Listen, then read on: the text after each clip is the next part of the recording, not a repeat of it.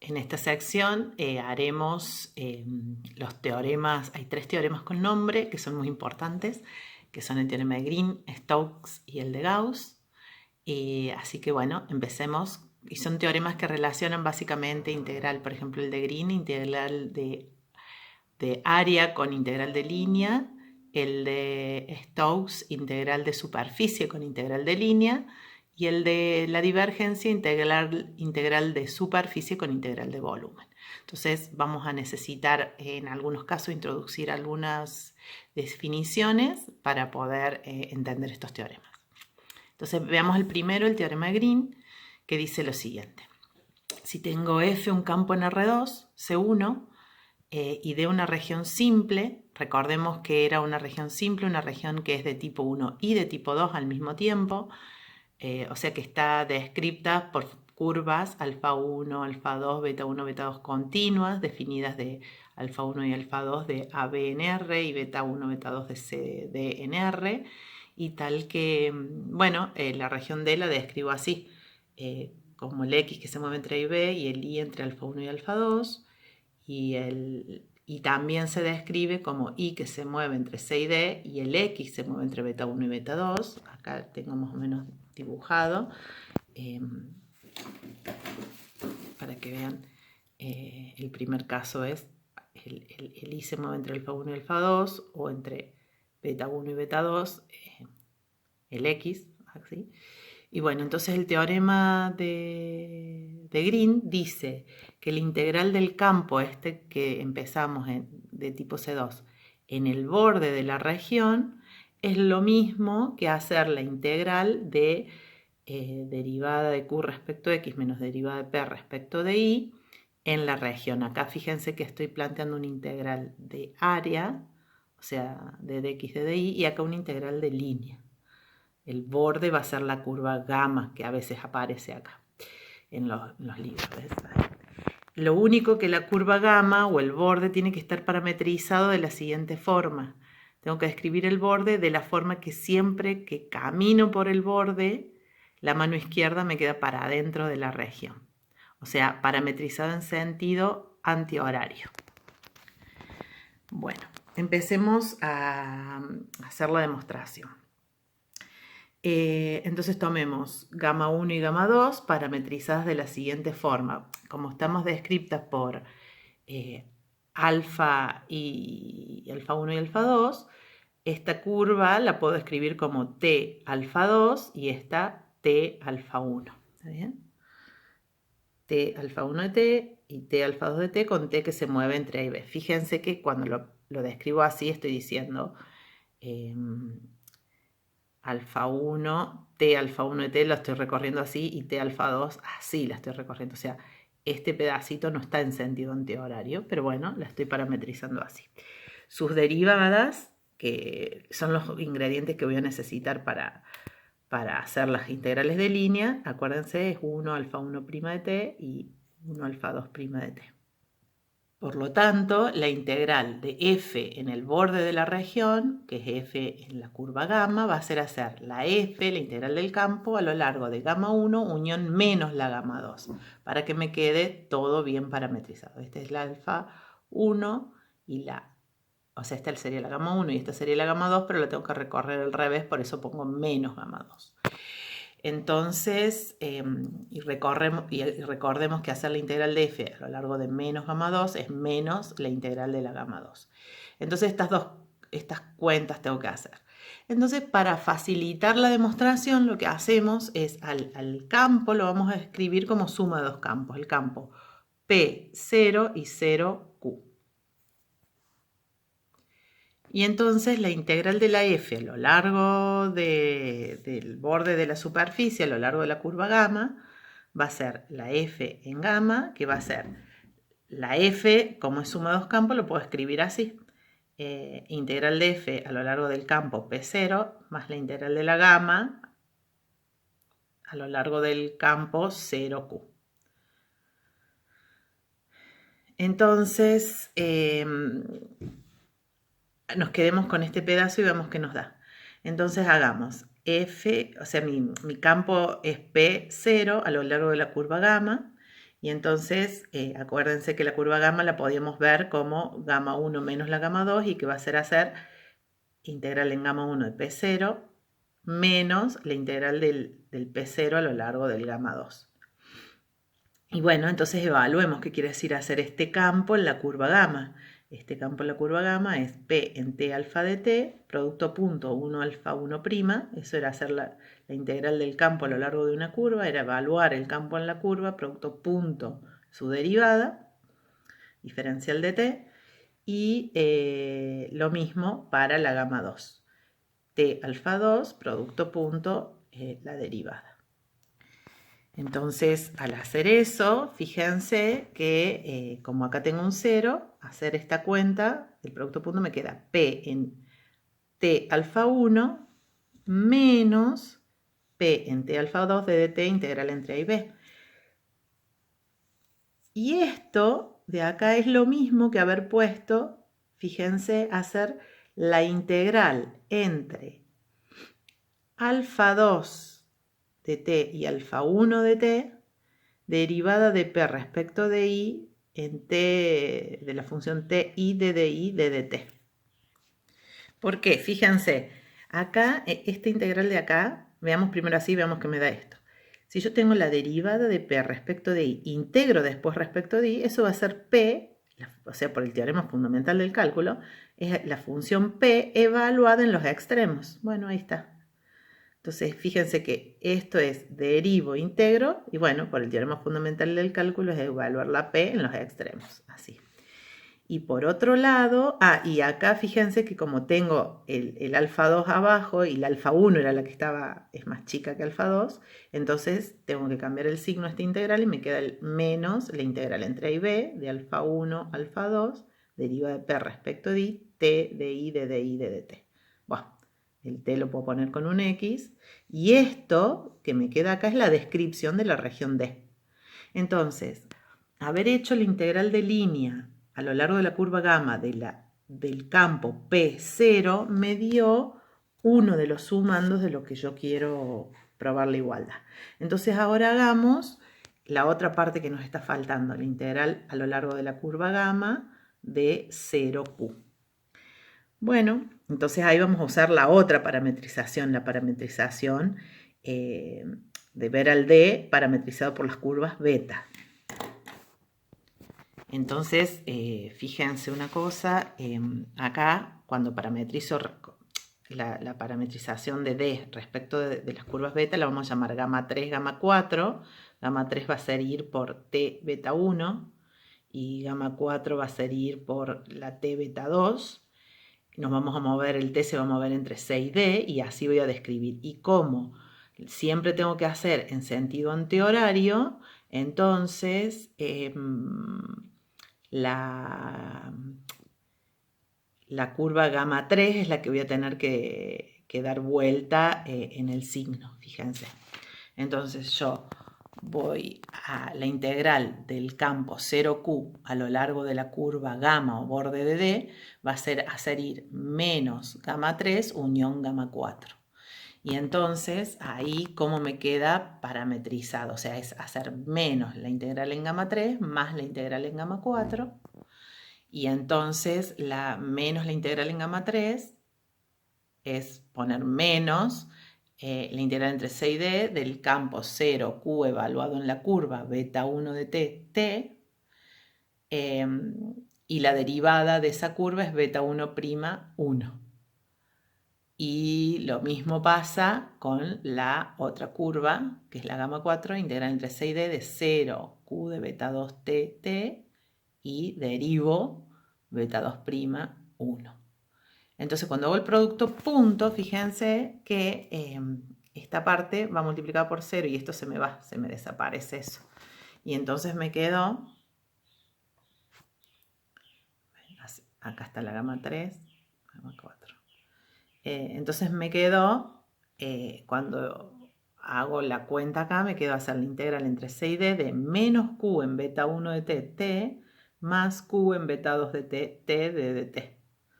Y esto, como hicimos en la parte anterior, es, fíjense que acá tengo el beta 1, beta 2, es como haber hecho la derivada de Q respecto de X en xt de dx de dt. Si yo derivo respecto de X e integro respecto de X, obtengo Q evaluado en beta 2 menos beta 1. ¿Ves? Beta 2 menos beta 1.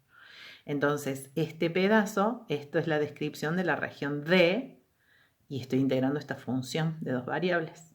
Entonces, sumando, habíamos dicho que, acuérdense que la integral hacer la integral de f, la integral de la f a lo largo de la curva era hacer la integral de la gamma en P0 más la integral de la gamma en 0Q. Este primer pedacito me dio menos la derivada de P respecto de I en D, y este segundo pedacito me dio la integral de Q, o sea, la integral en la región D de la derivada de Q respecto de X, y sumando obtengo lo que quería, el teorema. Un comentario. Fíjense qué pasa cuando la región es unión de regiones simples. Nosotros teníamos recién una región simple, y cuando es unión de regiones simples quiere decir que el borde de la curva a lo mejor no es continuo, pero a lo mejor no es C1, o que no lo puedo describir bien, o no es. Entonces, lo que puedo hacer es unir regiones simples. Y fíjense que la región esta, tengo esta curva así, o esta curva gamma, y por otro lado esta. Acá la gamma sería C1 a trozos, y por ahí uno necesita que la curva gamma en la descripción sea C1. Pero la puedo unir, y en estos pedacitos, fíjense, podemos pensar en D1, D2 y D3. Tengo tres regiones simples. Acá tengo la D1, la puedo ver así como la gamma 1, gamma 2, gamma 3. La región de 2 viene descrita por la gamma 2 recorrida al revés, gamma 3, gamma 4, gamma 7, ponele. Y la región de 3 es la gamma 4 recorrida al revés, gamma 5, gamma 6. Pero el borde de la región sería gamma 1, gamma 3, gamma 5 y después gamma 6, gamma 7, gamma 8. Entonces, la integral, yo digo que sigue valiendo que la integral en la región D es lo mismo de la derivada de Q respecto de X menos la derivada de P respecto de I, es lo mismo que la integral de F a lo largo de la curva gamma. ¿Y cómo lo hacemos? Bueno, entonces pensemos en la unión de las tres regiones. Yo sé que en cada región vale el teorema. Y fíjense que cuando lo describo, acá voy a tener la integral de f en la gamma 1, más la de la gamma 2, más gamma 3, y después en el D2 tengo, gamma 1, gamma 2, gamma 8, ¿no? Gamma 1, gamma 2, gamma 8, en el otro lo voy a tener recorrido al revés. ¿No? La gamma 2, gamma 3, gamma 4, gamma 7. Pero esta gamma 2 está recorrida al revés. Y la última es gamma 5, gamma 6, gamma 4, recorrida al revés. Acá la tenía a la gamma 4 así y acá así. Entonces estas cosas se me van cancelando y a la larga me queda lo que queríamos. Entonces, veamos un ejemplo para que entendamos un poquito cómo aplicar el teorema de Green. Si tengo f, un campo, por ejemplo, este campo especial que es menos ix, que ese sería mi p y q, la p de xy es menos i y la q de xy es x, y suponete que tengamos una región simple D con su borde, es una curva, gamma, C1 trozos, en este caso es C1. Fíjense que tenemos que el teorema de Green me asegura esta igualdad, ¿no es cierto? Entonces, acá hagamos un poquito esta cuenta, derivar la Q respecto de X me va a dar 1 y derivar la P respecto de Y me da menos 1, así que hacer 1 menos 1 es un 2, Entonces por este lado tengo hacer esta integral doble en la región de E, es lo que llamamos el área de D. Entonces lo que estamos diciendo que para este campo en particular me describe que 2 veces el área de D es hacer, o el área de D es un medio del integral del campo a lo largo de esta curva. Para este campo, insisto, ¿no? Entonces esta justo me describe una forma de calcular el área de una región usando un integral de línea, ¿está bien? Un integral de campo, de curva. Entonces, por ejemplo, podemos calculemos el área de la elipse usando un integral de línea. Entonces yo digo que el área de la elipse es un medio de hacer el campo a lo largo del borde este de la elipse. ¿Cómo parametrizamos la elipse? Fíjense, la elipse la puedo parametrizar de esta forma. A coseno t, b seno t es c de t, y con el t que se mueve entre 0 y 2pi. Y fíjense que estoy parametrizando bien acá, porque cuando t vale 0, estoy en A1, B0, o sea, acá estoy en el A0. A medida que me muevo con el ángulo, me voy a ir describiendo ahí. Estamos recorriéndola en el sentido antihorario porque a medida que el ángulo se mueve, a medida que me muevo con el ángulo, para el ángulo 0 estoy en este punto, a medida que me voy moviendo con el ángulo, hasta llegar a pi sobre 2 voy a estar acá y así. Entonces la estoy recorriendo en el sentido antihorario con esta parametrización. Su derivada, entonces estoy dejando a la región del lado izquierdo. Mientras me muevo por este borde, mi mano izquierda queda acá dentro de la región. Derivo y me queda menos a seno t, b coseno t, y entonces el área de la elipse, según esta fórmula, me da un medio del integral entre 0 y 2pi de el campo evaluado en la curva, producto punto el campo. El campo evaluado en la curva es menos, o sea, era menos ix, o sea, menos b seno t, a coseno t, producto punto la derivada, que es a seno t, b seno t, d de t.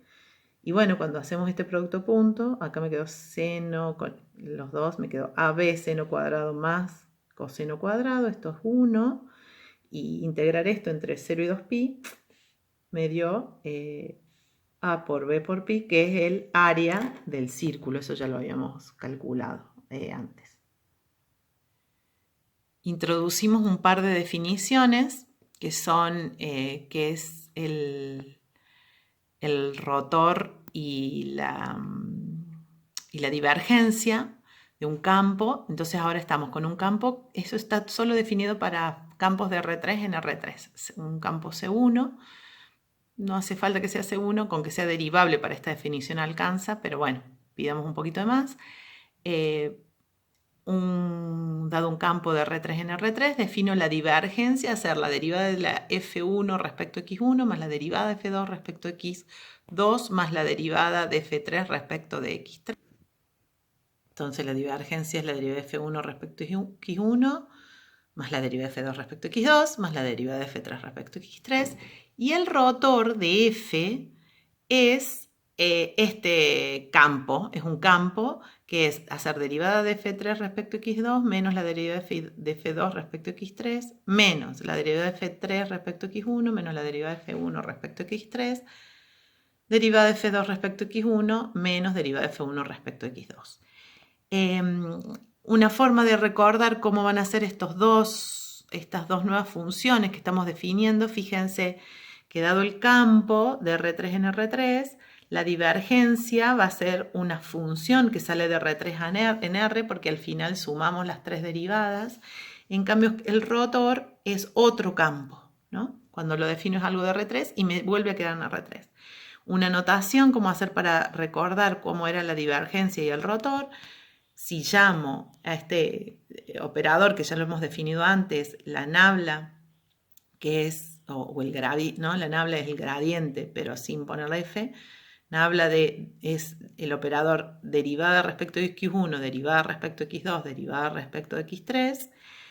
La divergencia es hacer nabla producto punto F y el rotor es nabla producto cruz F. ¿Está bien? Es la notación. O sea, acuérdense que si pongo IJK, los versores, y acá pongo derivada respecto a x1, derivada respecto a x2, derivada respecto a x3 y pongo f1, f2, f3, calculo este determinante entre comillas, me da el rotor. Y si hago el producto punto de la nabla con la f, me va a dar esto, producto punto, el campo, me da la divergencia. Entonces se suele decir que f es incompresible si la divergencia de f me da 0, f es irrotacional si el rotor de la f me da 0, y f es solenoidal si existe g tal que el rotor de la g me da f. Entonces, algunas cuentas para hacer sencillas, estas deben estar en el práctico, podemos hacer alguna acá. Dice que si tengo un campo de R3 en R3, C2 y F de R3 en R, C2, entonces hacer el rotor del gradiente de la F me da 0 y la divergencia del rotor del campo F me da 0. Fíjense, hagamos por ejemplo el A. Rotor del gradiente, ¿qué quiere decir? Es hacer, con la definición que dijimos, hacer el producto cruz del operador nabla, producto cruz con el campo gradiente. Entonces yo escribo los versores IJK, derivada respecto a x1, derivada respecto a x2, derivada respecto a x3, y acá pongo el gradiente. Ese es mi campo al que le voy a hacer el rotor. Le voy a hacer el rotor al campo gradiente. Y bueno, por hacer las cuentas, justo te va a quedar derivada, por ejemplo, el primer coordenada es derivada respecto a x2, o sea, va a ser hacer la derivada segunda respecto a x2 respecto a x3 de la f, menos la derivada segunda respecto de x3 respecto a x2 de la f. Y empiezan a aparecer todas las derivadas cruzadas, ¿ven? Por lo que, como la f le pedí chiquita que sea c2, eso va a ser, cada coordenadita va a ser c. Cada coordenada vale 0.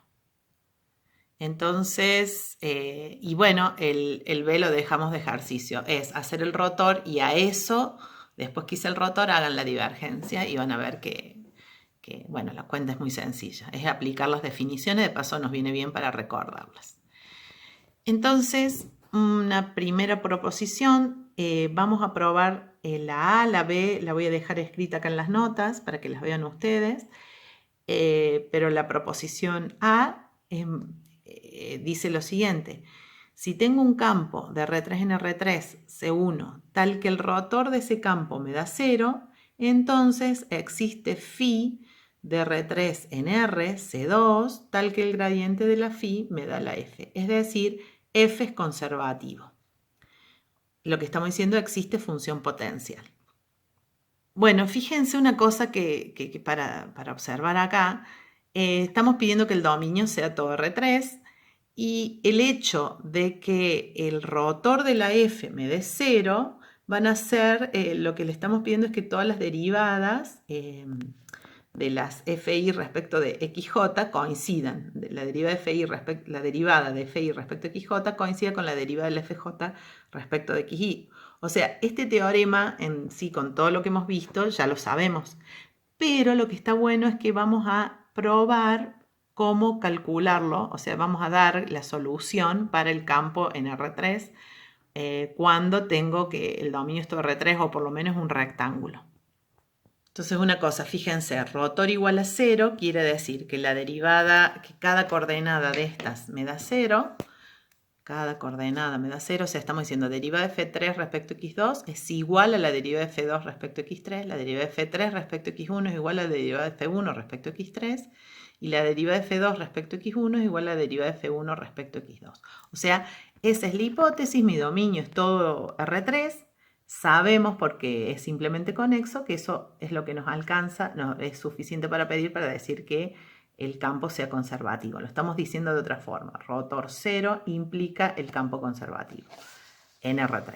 Entonces, lo que vamos a hacer para este teorema, que está bueno, que es bien constructivo, suponete que yo no supiera el teorema ese que si el dominio es simplemente conexo, existe función potencial, acá le estamos creando a la función potencial. y que yo lo había dejado de ejercicio, pensar en R3 cómo escribir la función potencial. Bueno, acá la estamos describiendo en este teorema. Si no lo hicieron, acá está. Entonces, propongo como phi, función potencial, la siguiente.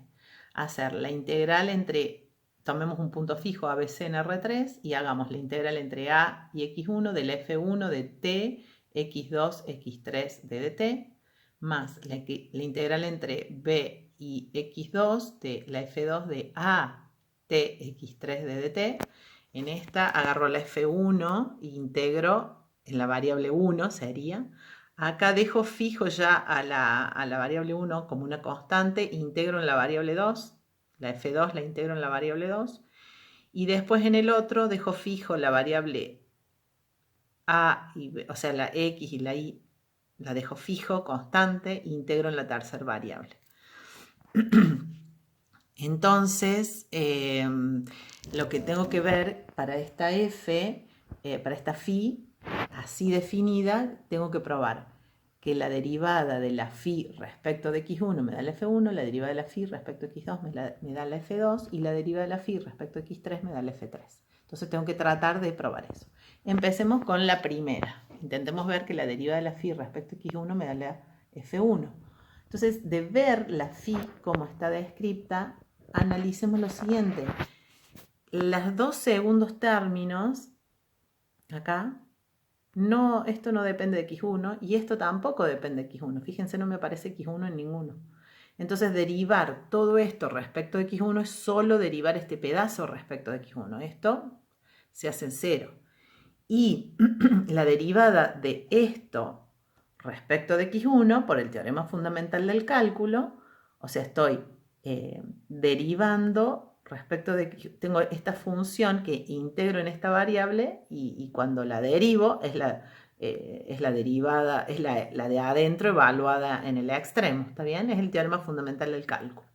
Es tener la integral entre a y x1 de una f1 de t de dt, o sea, cuando la derivo es hacer la f1 en x1.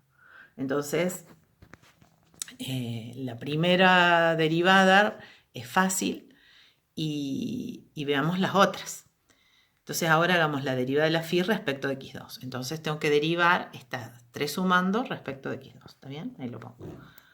El primer sumando, el segundo sumando, el tercero.